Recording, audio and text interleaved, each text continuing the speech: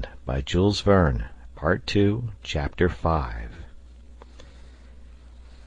Cyrus Harding and his companions slept like innocent marmots in the cave which the Jaguar had so politely left at their disposal. At sunrise all were on the shore, at the extremity of the promontory, and their gaze was directed towards the horizon, of which 2/3 of the circumference were visible. For the last time the engineer could ascertain that not a sail nor the wreck of a ship was on the sea, and even with a telescope nothing suspicious could be discovered. There was nothing either on the shore, at least, in the straight line of 3 miles which formed the south side of the promontory, for beyond that rising ground hid the rest of the coast, and even from the extremity of the Serpentine Peninsula Claw Cape could not be seen. The southern coast of the island still remained to be explored. Now should they undertake it immediately and devote this day to it? This was not included in their first plan.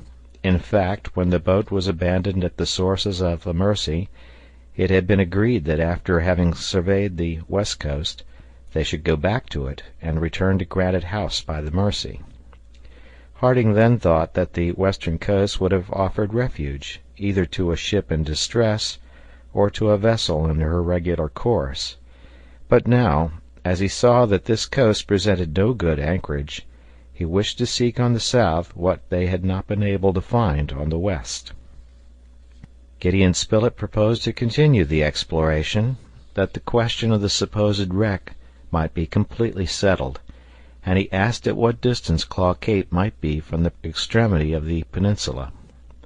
"About 30 miles," replied the engineer, "if we take into consideration the curvings of the coast." 30 miles, returned Spilett. That would be a long day's march. Nevertheless, I think that we should return to Granite House by the south coast. But, observed Herbert, from Claw Cape to Granite House there must be at least another 10 miles. Make it 40 miles in all, replied the engineer, and do not hesitate to do it. At least we should survey the unknown shore, and then we shall not have to begin the exploration again. Very good, said Pencroft. But the boat? The boat has remained by itself for 1 day at the sources of the Mersey, replied Gideon Spilett. It may just as well stay there 2 days. As yet we have had no reason to think that the island is infested by thieves. Yet, said the sailor, when I remember the history of the turtle, I am far from confident of that. The turtle, replied the reporter.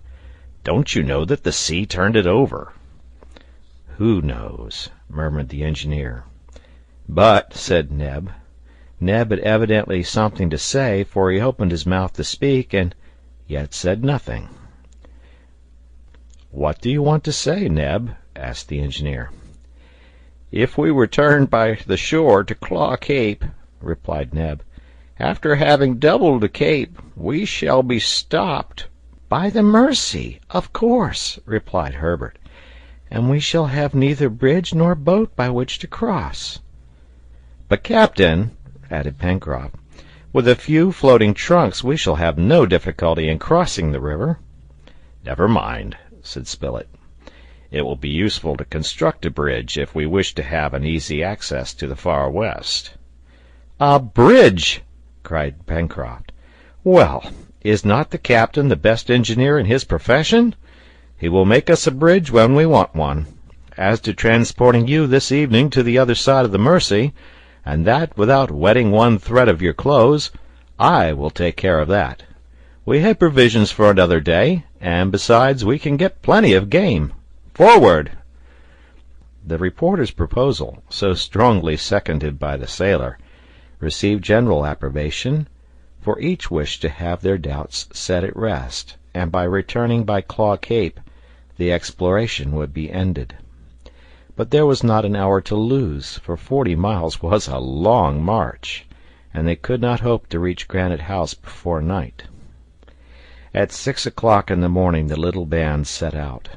As a precaution, the guns were loaded with ball, and Top, who led the van, received orders to beat about the edge of the forest.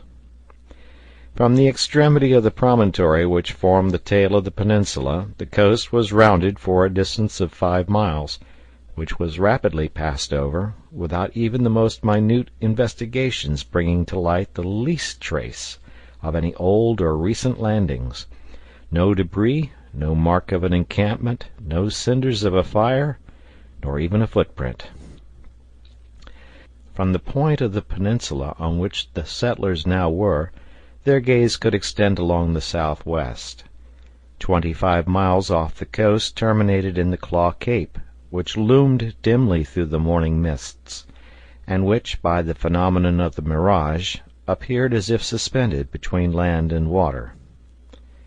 Between the place occupied by the colonists and the other side of the immense bay, the shore was composed, first, of a tract of low land, bordered in the background by trees. Then the shore became more irregular, projecting sharp points into the sea, and finally ended in the black rocks which, accumulated in picturesque disorder, formed Claw Cape. Such was the development of this part of the island, which the settlers took in at a glance, while stopping for an instant. "If a vessel ran in here," said Pencroft, "she would certainly be lost. Sandbanks and reefs everywhere. Bad quarters." "But at least something would be left of the ship," observed the reporter. "There might be pieces of wood on the rocks, but nothing on the sands," replied the sailor. "Why?" "Because the sands are still more dangerous than the rocks, for they swallow up everything that is thrown on them. In a few days the hull of a ship of several hundred tons would disappear entirely in there." "So, Pencroft," asked the engineer, "if a ship has been wrecked on these banks, is it not astonishing that there is now no trace of her remaining?" "No, captain, with the aid of time and tempest. However, it would be surprising, even in this case, that some of the masts or spars should not have been thrown on the beach, out of reach of the waves." "Let us go on with our search, then," returned Cyrus Harding. At 1 o'clock the colonists arrived at the other side of Washington Bay, they having now gone a distance of 20 miles. They then halted for breakfast.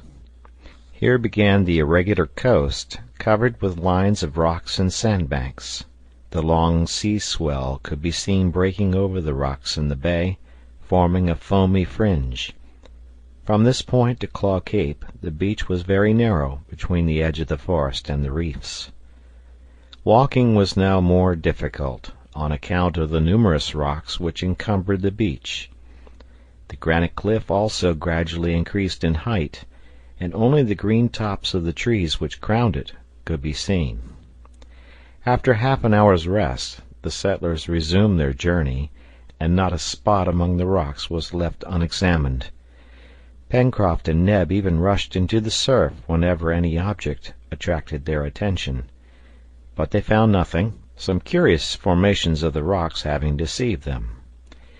They ascertained, however, that eatable shellfish abounded there, but these could not be of any great advantage to them until some easy means of communication had been established between the two banks of the Mercy, and until the means of transport had been perfected.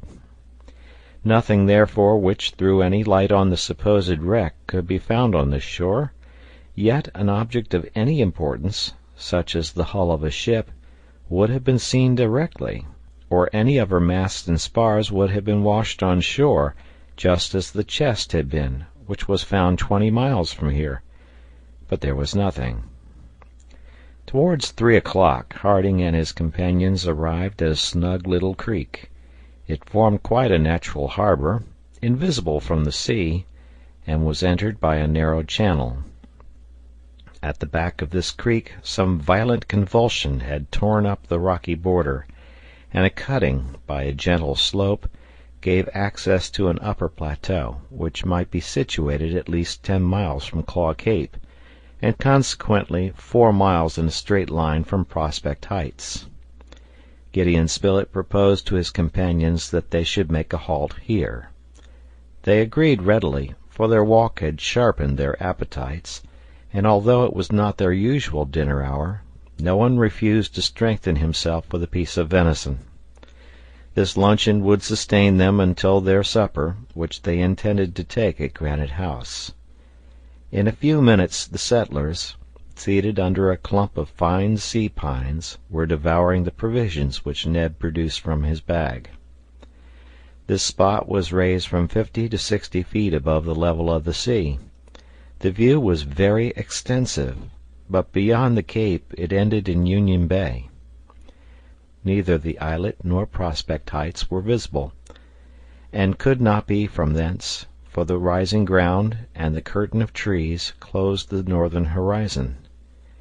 It is useless to add that, notwithstanding the wide extent of sea which the explorers could survey, and though the engineer swept the horizon with his glass, no vessel could be found. The shore was of course examined with the same care from the edge of the water to the cliff, and nothing could be discovered even with the aid of the instrument. "Well," said Gideon Spilett, "it seems we must make up our minds to console ourselves with thinking that no one will come to dispute with us the possession of Lincoln Island." "But the bullet!" cried Herbert. "That was not imaginary, I suppose?" "Hang it, no!" exclaimed Pencroft, thinking of his absent tooth. "Then what conclusion may be drawn?" asked the reporter. "This," replied the engineer, "that 3 months or more ago a vessel, either voluntarily or not, came here." "What? Then you admit, Cyrus, that she was swallowed up without leaving any trace?" cried the reporter. "No, my dear Spilett, but you see that if it is certain that a human being set foot on the island, it appears no less certain that he has now left it." "Then, if I understand you right, Captain," said Herbert, "the vessel is left again?" "Evidently." "And we have lost an opportunity to get back to our country?" said Neb. "I fear so." "Very well, since the opportunity is lost, let us go on. It can't be helped," said Pencroft, who felt homesickness for Granite House. But just as they were rising, Top was heard loudly barking, and the dog issued from the wood holding in his mouth a rag soiled with mud. Neb seized it. It was a piece of strong cloth.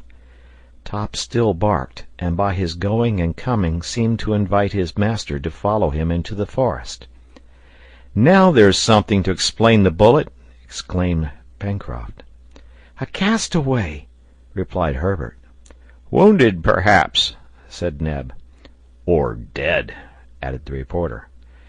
All ran after the dog, among the tall pines on the border of the forest. Harding and his companions made ready their firearms in case of an emergency. They advanced some way into the wood, but to their great disappointment they as yet saw no signs of any human being having passed that way. Shrubs and creepers were uninjured, and they had even to cut them away with the axe, as they had done in the deepest recesses of the forest. It was difficult to fancy that any human creature had ever passed there, but yet Top went backward and forward, not like a dog who searches at random, but like a dog being endowed with a mind who is following up an idea. In about 7 or 8 minutes Top stopped in a glade surrounded with tall trees. The settlers gazed around them, but saw nothing, neither under the bushes nor among the trees. "What is the matter, Top?" said Cyrus Harding. Top barked louder, bounding about at the foot of a gigantic pine. All at once Pencroft shouted, "Ho! Splendid! Capital!" "What is it?" asked Spilett. "We have been looking for a wreck at sea or on land." "Well?" "Well, and here we've found one in the air." And the sailor pointed to a great white rag, caught in the top of the pine, a fallen scrap of which the dog had brought to them. "But that is not a wreck!" cried Gideon Spilett. "I beg your pardon," returned Pencroft. "Why, is it?" It is all that remains of our airy boat, of our balloon, which has been caught up aloft there at the top of that tree." Pencroft was not mistaken, and he gave vent to his feelings in a tremendous hurrah, adding, "There is good cloth! There is what will furnish us with linen for years! There is what will make us handkerchiefs and shirts! Ha, ha, ha, Mr. Spilett! What do you say to an island where shirts grow on the trees?" It was certainly a lucky circumstance for the settlers in Lincoln Island that the balloon, after having made its last bound into the air, had fallen on the island, and thus given them the opportunity of finding it again, whether they kept the case under its present form, or whether they wished to attempt another escape by it, or whether they usefully employed the several hundred yards of cotton, which was of fine quality. Pencroft's joy was therefore shared by all. But it was necessary to bring down the remains of the balloon from the tree, to place it in security, and this was no slight task. Neb, Herbert, and the sailor, climbing to the summit of the tree, used all their skill to disengage the now reduced balloon. The operation lasted 2 hours, and then not only the case, with its valve, its springs, its brasswork, lay on the ground, but the net, that is to say, a considerable quantity of ropes and cordage, and the circle and the anchor. The case, except for the fracture, was in good condition, only the lower portion being torn. It was a fortune which had fallen from the sky. "All the same, captain," said the sailor, "if we ever decide to leave the island, it won't be in a balloon, will it? These airboats won't go where we want them to go, and we have had some experience in that way. Look here, we will build a craft of some 20 tons, and then we can make a mainsail, a foresail, and a jib out of that cloth. As to the rest of it, that will help to dress us." "We shall see, Pencroft," replied Cyrus Harding. "We shall see." "In the meantime, we must put it in a safe place," said Neb. They certainly could not think of carrying this load of cloth, ropes, and cordage to Granite House, for the weight of it was very considerable, and while waiting for a suitable vehicle in which to convey it, it was of importance that this treasure should not be left longer exposed to the mercies of the first storm. The settlers, uniting their efforts, managed to drag it as far as the shore, where they discovered a large rocky cavity, which, owing to its position, could not be visited either by the wind or rain. "We needed a locker, and now we have one," said Pencroft. "But as we cannot lock it up, it will be prudent to hide the opening. I don't mean from two-legged thieves, but from those with 4 paws." At 6 o'clock all was stowed away, and having given the creek the very suitable name of Port Balloon, the settlers pursued their way along Claw Cape. Pencroft and the engineer talked of the different projects which it was agreed to put into execution with the briefest possible delay. It was necessary first of all to throw a bridge over the Mersey, so as to establish an easy communication with the south of the island. Then the cart must be taken to bring back the balloon, for the canoe alone could not carry it. Then they would build a decked boat, and Pencroft would rig it as a cutter, and they would be able to undertake voyages of circumnavigation round the island, etc. In the meanwhile night came on, and it was already dark when the settlers reached Flotsam Point, where they had found the precious chest. The distance between Flotsam Point and Granite House was another 4 miles, and it was midnight when, after having followed the shore to the mouth of the Mersey, the settlers arrived at the first angle formed by the Mersey. There the river was 80 feet in breadth, which was awkward to cross, but as Pencroft had taken it upon himself to conquer this difficulty, he was compelled to do it. The settlers certainly had reason to be pretty tired. The journey had been long, and the task of getting down the balloon had not rested either their arms or legs. They were anxious to reach Granite House to eat and sleep, and if the bridge had been constructed, in a quarter of an hour they would have been at home.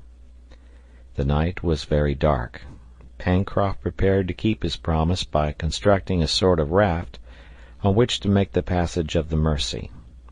He and Neb, armed with axes, chose 2 trees near the water, and began to attack them at the base. Cyrus Harding and Spilett, seated on the bank, waited till their companions were ready for their help, while Herbert roamed about, although without going to any distance. All at once the lad who had strolled by the river came running back, and pointing up the Mercy, exclaimed, "What is floating there?" Pencroft stopped working, and seeing an indistinct object moving through the gloom, "A canoe!" cried he. All approached, and saw to their extreme surprise a boat floating down the current. "Boat ahoy!" shouted the sailor, without thinking that perhaps it would be best to keep silence. No reply. The boat still drifted onward, and it was not more than 12 feet off when the sailor exclaimed, "But it is our own boat! She has broken her moorings and floated down the current. I must say she has arrived very opportunely." "Our boat," murmured the engineer. Pencroft was right. It was indeed the canoe, of which the rope had undoubtedly broken, and which had come alone from the sources of the Mercy. It was very important to seize it before the rapid current should have swept it away out of the mouth of the river, but Neb and Pencroft cleverly managed this by means of a long pole. The canoe touched the shore. The engineer leaped in first, and found, on examining the rope, that it had been really worn through by rubbing against the rocks. "Well," said the reporter to him in a low voice, "this is a strange thing." "Strange indeed," returned Cyrus Harding. Strange or not, it was very fortunate. Herbert, the reporter, Neb, and Pencroft embarked in turn. There was no doubt about the rope having been worn through, but the astonishing part of the affair was that the boat should arrive just at the moment when the settlers were there to seize it on its way. For a quarter of an hour earlier or later it would have been lost in the sea. If they had been living in the time of genies, this incident would have given them the right to think that the island was haunted by some supernatural being who used his power in the service of the castaways. A few strokes of the oar brought the settlers to the mouth of the Mercy. The canoe was hauled up on the beach near the Chimneys, and all proceeded towards the ladder of Granite House. But at that moment Top barked angrily, and Neb, who was looking for the first steps, uttered a cry. There was no longer a ladder. End of chapter.